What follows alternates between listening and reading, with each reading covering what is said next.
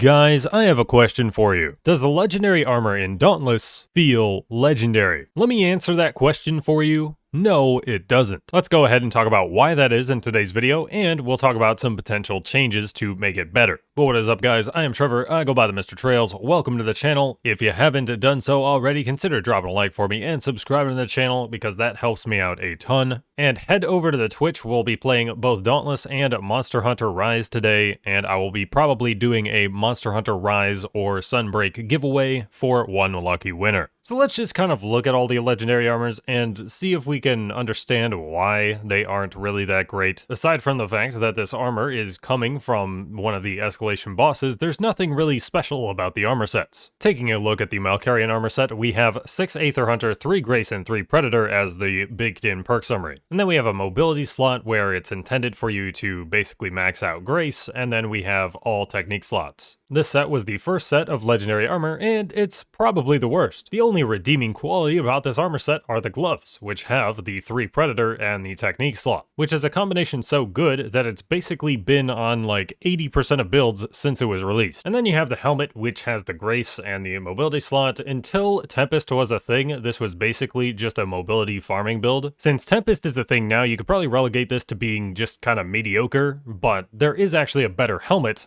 just for Tempest builds anyway, and that's because the Illyra helmet has been a thing now. But the chest piece and the boots giving you 6 Aether Hunter, that's just straight up trash. Aether Hunter is one of the worst perks in the game. It's honestly so bad that I would probably prefer to have 6 Knockout King than 6 Aether Hunter. Pretty much nothing ever Aether charges in this game. Rift Stalker Aether charges at the beginning of a fight, but when you interrupt it, it un-Aether charges, so it becomes useless. I'd rather have the 6 Knockout King from the Torgadoro Armor Set, and this armor set comes with 6 Knockout King, 3 Overpower, and 3 Zeal baked in, and then a utility slot on the helmet, and then 3 power slots. Having one utility slot on an armor set isn't too bad, and honestly would be preferable if this was actually a great perk. Zeal is kind of just meh. It's a decent utility cell, but utility cells in general are just bad. Yet again, the gloves are basically the saving grace of the build, being the good piece of armor. But even though I'd rather have the 6 Knockout King instead of 6 Aether Hunter, it's still not great. Mainly because in Dauntless you're looking for pure damage sources like Overpower here that doesn't specify what type of damage it deals, because if it deals just damage, it's actually increasing all types of damage. Whereas Knockout King is only going to increase your stagger damage, which is only going to make it slightly faster to knock something onto the ground, and when you do that pretty quickly anyway, it's really not worth it. And even if you don't do it quickly, maybe when you're in heroic escalation, for example,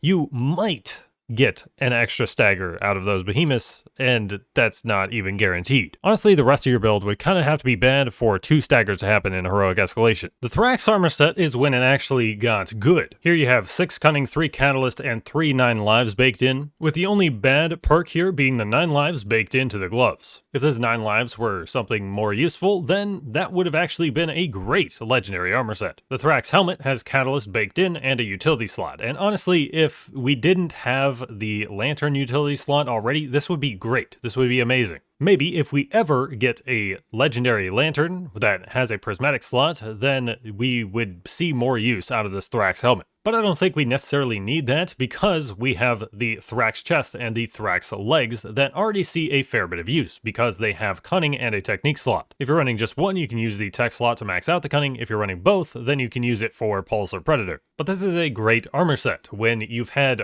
3 of your pieces being used in Dauntless Trials, you know that's a good armor set. On the complete opposite end of the spectrum, we have the Agaris Armor, which, okay, yes, its whole purpose is to be a defensive armor set, which it actually does pretty okay. The helmet has 3 parasitic and a defensive slot. It was a good thing to use when people were actually really actively using parasitic. Honestly, people really just don't use parasitic anymore, even though it probably still makes sense to use, at least at a +3 in the hunting grounds. The chest piece with 3 parasitic and a utility slot, honestly, this would probably be the piece that you would be using if you were to use a 3 parasitic. Or maybe you would just put it in a prismatic slot on your weapon. But this isn't a bad option if you were going to go with a catalyst build. Then you can just throw the catalyst in here and then have all of your other their armor actually have other perks. The gloves with 3 sturdy plus a defensive slot, the people who really advocate for using sturdy, I made a video about why that's not really a good DPS increase anyway, but I would say they probably use this armor quite a bit. Then the Agaris boots have Fortress and the defensive slot. I would say Fortress is actually really good in the early game, but since this is an end game armor piece, that's honestly not really that applicable. From a defensive standpoint, I guess you could say it does have some of the better defensive cells on there, but defensive cells in general in Dauntless are just not good,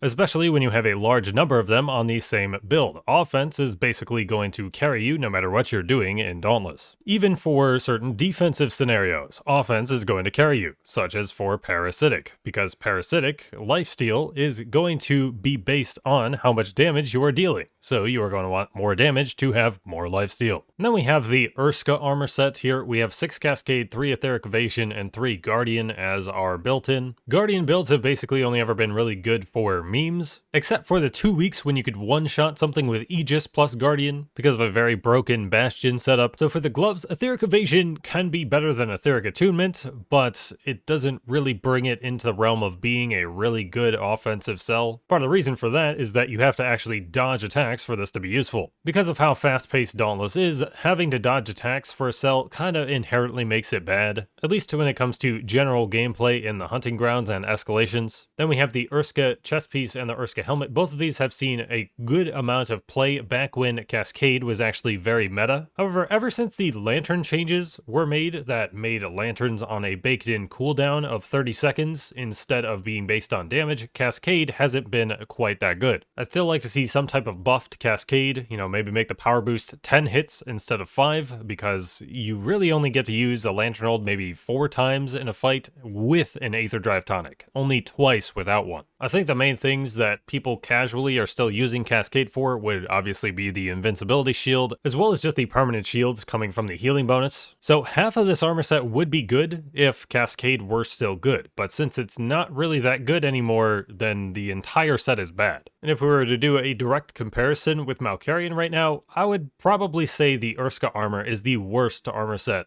from the legendary behemoths. And then with the Cronov Armor, we're back to being somewhat decent. We have 6 Pulse, 3 Grace, and 3 Zeal. The gloves have Pulse, but they do have a defensive slot, so honestly not the greatest combination, but at least the built-in perk is good, and you could maybe use this if you were trying to run the, 3 Parasitic in the hunting grounds or something. The chest piece, again, Grace isn't even really a good cell for Tempest. It's just kind of there if you are running Tempest, I guess, because holy is Invigorated just a way better mobility cell for Tempest. Then we have the helmet with Zeal and a power slot. Zeal is kind of average as far as the playable utility slots go, so it just means it's kind of bad to have in general. Then we have the boots with pulse and technique slot, easily the best piece on this armor set. But as a full armor set, this honestly isn't too bad. It does try to be somewhat balanced. You know, you got defense, you got movements, got utility, which honestly just ends up making it not as great. But as far as the full legendary armor sets go, it could be worse. But that's really kind of the main issue with the legendary armors in Dauntless, is that only 2 of them are honestly okay. They're still not perfect, but they're, you know, they're playable. But they did actually end up making a really good armor set that was made from multiple pieces from the legendary behemoths, and that is the Time Weave gear. The baked in perks are 6 overpowers, 3 catalyst, and 3 predator, and then you have 2 technique slots, 2 power slots. Honestly, a great just combo of slots and the built-in perks in general. But you could have entire really good builds coming out of this armor set, you know, like I'll throw a Berserker in here, I'll throw a Berserker in here, and I'll throw a Predator in here, and we will throw a Pulse in here, and then we'll throw a Catalyst on our Lantern, and then we'll throw in a we'll use the Savit set, I guess. Here we'll throw Savit with the remaining perks, probably going something like Adrenaline, and there we go. We have a full build made from the Time Weave armor set that's actually pretty good. But even with the Time Weave armor set being actually pretty good, I still wouldn't consider it a quote legendary armor set. To understand what I kind of mean by this, we're gonna have to jump over to Monster Hunter. So we are going to be talking about some of the end game master rank armor pieces here, so if you want them to be kind of a surprise to you, then don't watch this part apart. So from some of these higher tier monsters in Sunbreak, there are some unique perks that come on their armor pieces. And even then in the base game, you also had these unique perks that you could only get from wearing a full set of armor, such as Dragonheart, which gave you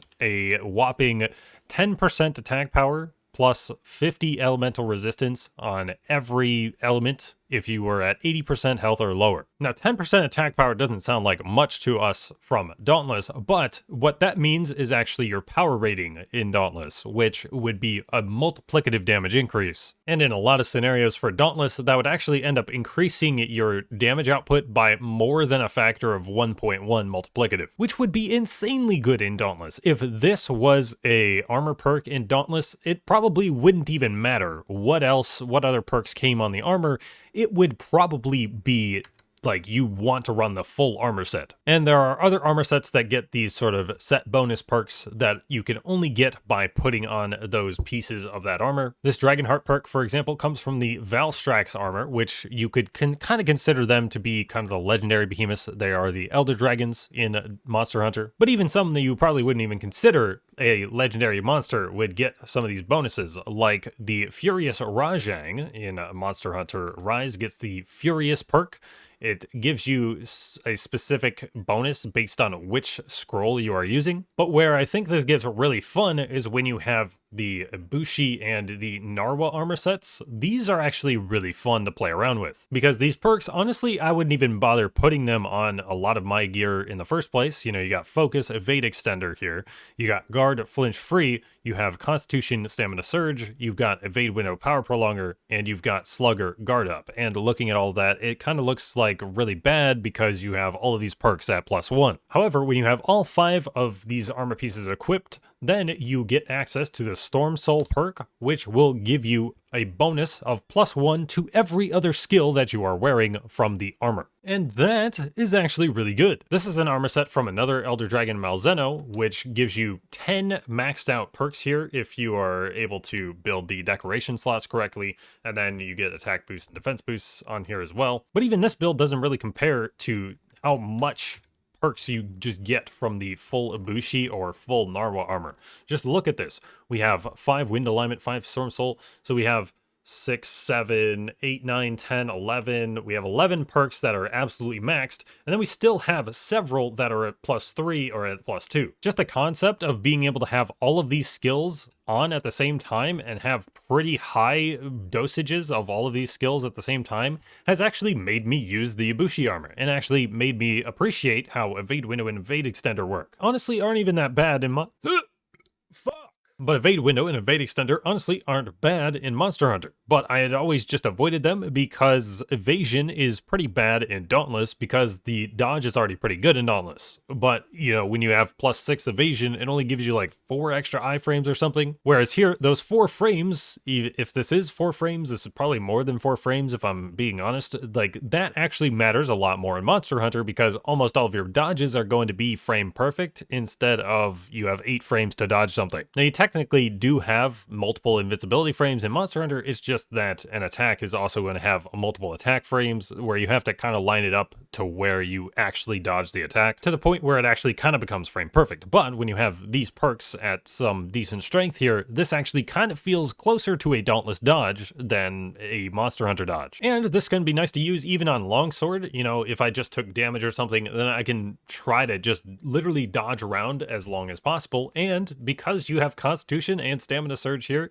dodging as long as possible is actually very easy. And as I've been recording this here, I kind of actually realized that you can mix and match the Narwa and Ibushi armor to get the Storm Soul perk, to get those perks to max. It's just you would be missing out on the good luck perks from Wind Alignment or the Thunder Alignment, which running the Ibushi or Narwa armor is a pretty good way to get good luck. I don't know what strength it is. I would imagine it's probably at this like +2 rating. I don't think it's at +3, but running full Ibushi or full Narwa is a pretty good way to get good luck because it's kind of expensive. You know, you have to have a 4 slot on your decorations to get a couple of good luck. And then aside from this, it has to be on a talisman or armor piece to get it. And it just feels much better to have the luck baked in rather than having to actually put it into your build. But running full Ibushi or full Nara or a mix between the two honestly isn't too bad of a strategy. And you can kind of tailor it to what your build kind of needs, you know? Do you need guard? Do you want to reduce your chip damage a little bit? Do you need constitution and stamina surge to go along with it for bow? Bow really needs those stamina decreasing perks. And even still, other Elder Dragons have their own specific perks, even if they're not the best, you know? You have fire attack and blast attack. You have a few random things that happen with Camellia's Blessing, and then others might just have pretty good pieces that have good perks on them, which is something we're still pretty lacking in when it comes to Dauntless. So now that we have Monster Hunter as a reference here, what would I say that we could do to these armor sets to actually make them, quote, legendary? Since we are already screwed into 6 Aether Hunter on the Malcarian armor here, we might want to go with some type of perk that would say,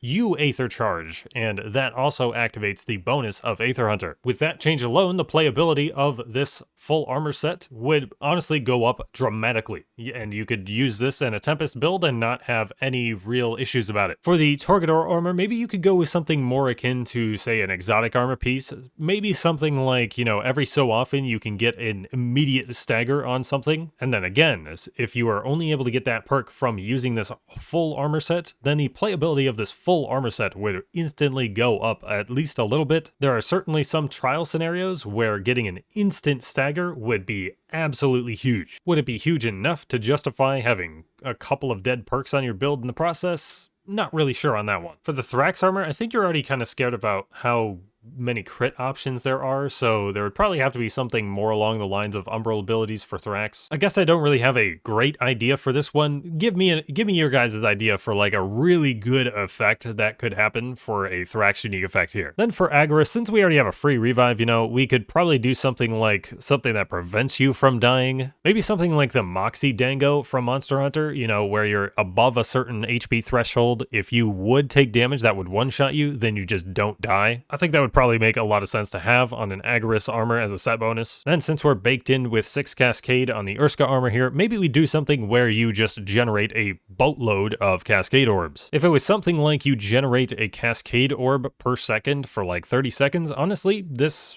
probably, the usability of this goes up as well. I don't think it would be trial changing, like, you know, the 3 Guardian is obviously going to kill that for any solo trials, and then, you know, it could be somewhat useful in a group trial if you're running Galvanized. Then for the Cronov Armor, I really don't know as well. Maybe you would kind of have to go into the crit for this and the Thrax Armor a little bit at least. Maybe you could do it related to which crit perk they have. So like for the Chronivore, maybe you have a state of like 10 seconds or so where every single hit is going to be a guaranteed crit. That would obviously be pretty broken. It would probably also justify having this defensive slot here. And for Thrax, maybe you have that same sort of thing, but you just increase your crit damage or something. Pretty much the same thing, but maybe you do it for longer and it's just like a plus 20% crit chance or something, or maybe you give extra crit damage. Then if you were to do a set bonus from the Time Weave Armor, maybe you do something time related. And then if you were to do something for the Time Weave Armor, maybe you do something time related a little bit differently than the Chronivore perhaps. Maybe you do something like you have a state where 5 seconds after your hit lands is when it actually hits, but it does more damage because of that. You know, instead of maybe slashing something in the face for